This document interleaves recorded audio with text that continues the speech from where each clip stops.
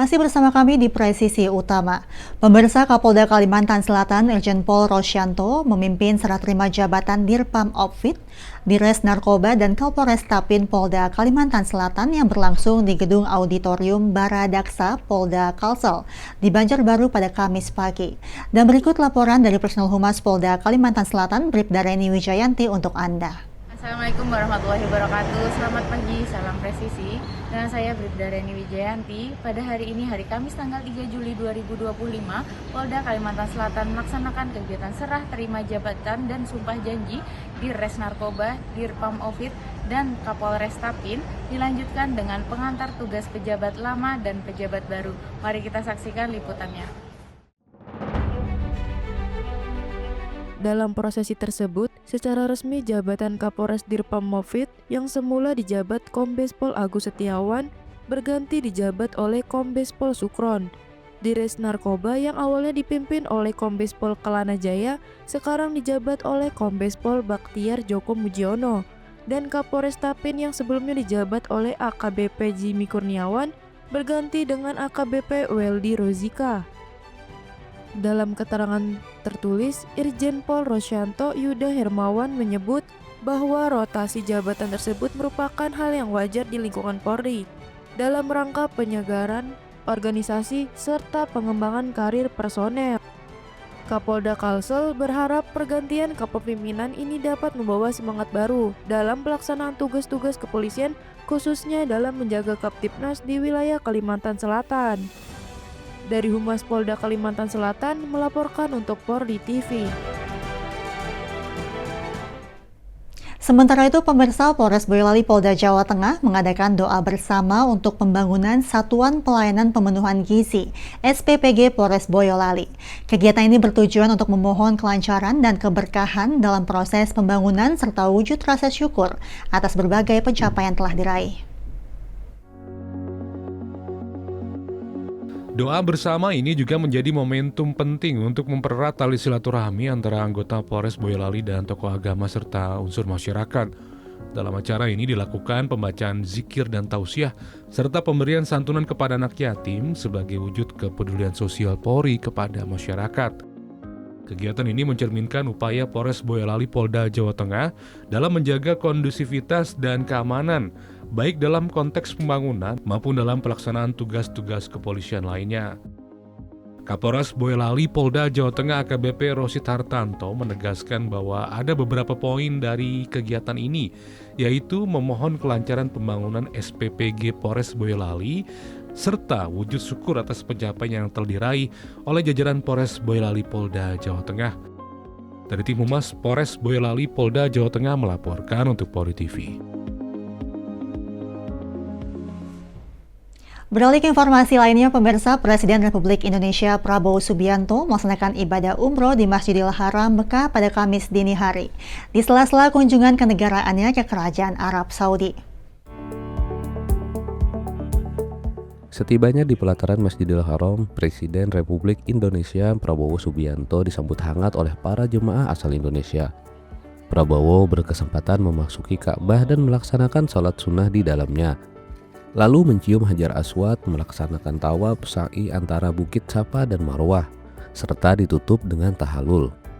Presiden turut didampingi sejumlah menteri, antara lain Menko Pangan Zulkifli Hasan, Menlu Sugiono, Menak Nasaruddin Umar, Menteri Investasi Rosan Roslani, Sekretaris Kabinet Teddy Indra Wijaya, dan Kepala BPH Muhammad Irfan Yusuf. Menak Nasaruddin Umar turut menyampaikan doa untuk keberkahan bangsa Indonesia. Ia berharap Indonesia menjadi negara yang diridai Allah, makmur dan sejahtera.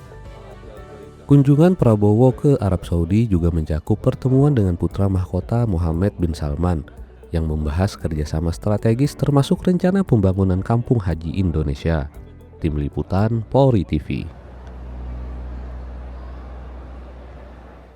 Polres Bantul Polda DIY menggelar upacara peringatan Hari Bayangkara ke-79 yang dipusatkan di halaman Mapolres Bantul. Upacara dihadiri oleh jajaran Forum Koordinasi Pimpinan Daerah Kabupaten Bantul, para Kapolsek jajaran serta perwakilan instansi terkait. Selain diikuti oleh personel Polri, Upacara Hari Bayangkara ke-79 juga melibatkan unsur TNI, Satpol PP, Dinas Perhubungan, Basarnas, BPBD, PMI, PSC, Ormas, hingga anggota Saka Bayangkara.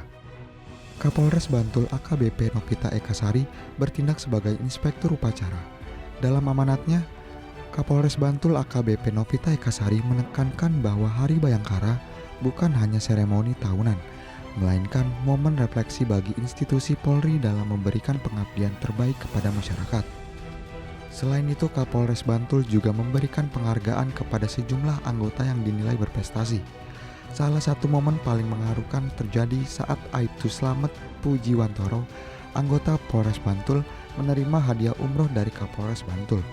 Aibtu Slamet dikenal aktif dalam kegiatan sosial kemasyarakatan, khususnya sebagai pengajar mengaji bagi anak-anak di lingkungan tempat tinggalnya. Sementara itu, Bupati Bantul turut hadir dalam upacara Hari Bayangkara ke-79 dan menyampaikan ucapan selamat kepada seluruh jajaran Polres Bantul. Peringatan Hari Bayangkara ke-79 di Polres Bantul bukan hanya menjadi wujud apresiasi terhadap pengabdian anggota kepolisian, tetapi juga menjadi simbol eratnya hubungan antara Polri, pemerintah, dan masyarakat dalam mewujudkan keamanan dan pelayanan publik yang lebih baik.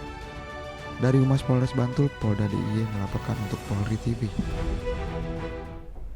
Pemirsa, Kapolri Jenderal Polisi Listio Sigit Prabowo memimpin pelantikan 1.848 perwira Polri pada Kamis pagi. Pelantikan ini dilaksanakan di lapangan Sotadi Ronodipuro, Setuk Palen, Diklat Polri, Jawa Barat. Sebanyak 1.848 perwira Sekolah Inspektur Polisi Angkatan ke-54 dan Sekolah Inspektur Polisi Khusus Intelijen Angkatan ke-10 menjalani upacara penutupan pendidikan dan pelantikan pada 3 Juli 2025 di lapangan Sutadi Ronodipuro, Setuk Palem, Diklat Polri, Jawa Barat. Bertindak sebagai Inspektur Upacara, Kapolri Jenderal Polisi Listio Sigit Prabowo dalam amanatnya menyampaikan bahwa pelantikan ini merupakan bentuk penyerahan tanggung jawab baru kepada para perwira sebagai garda terdepan yang dapat melindungi, mengayomi, dan melayani masyarakat sekaligus menegakkan hukum di Indonesia. Untuk upacara ini bukan hanya seremoni penutupan pendidikan, namun juga merupakan langkah awal dari lembaran pengabdian sebagai perwira utama Polri dan tentunya diiringi dengan tanggung jawab yang lebih besar. Selain itu, rekan-rekan juga harus mempunyai sense of crisis terhadap dinamika situasi di lapangan agar dapat membuat keputusan secara cepat dan tepat sehingga mampu menghadirkan sosok Polri presisi sesuai harapan masyarakat.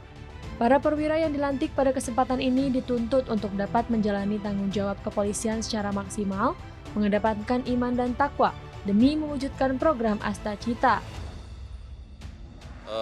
Harapan kami untuk dalam pelaksanaan tugas, kami semakin profesional dalam membantu masyarakat, melindungi dan mengayomi masyarakat.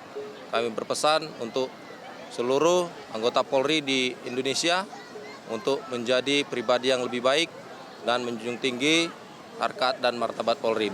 Mudah-mudahan apa yang disampaikan oleh Pak Kapolri bisa jadikan panutan buat kita semua, sukses dan lancar bagi kita semua. Terima kasih.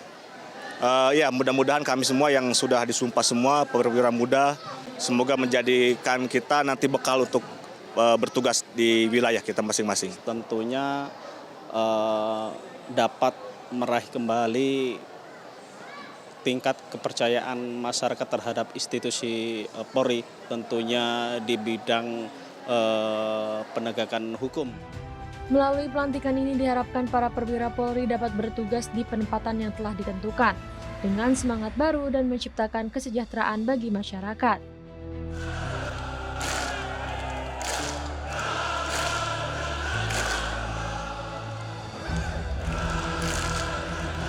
Dari Jawa Barat, Atianuma, Rizky Firmansyah, Polri TV. Pemirsa, tetaplah bersama kami, presisi utama akan segera kembali.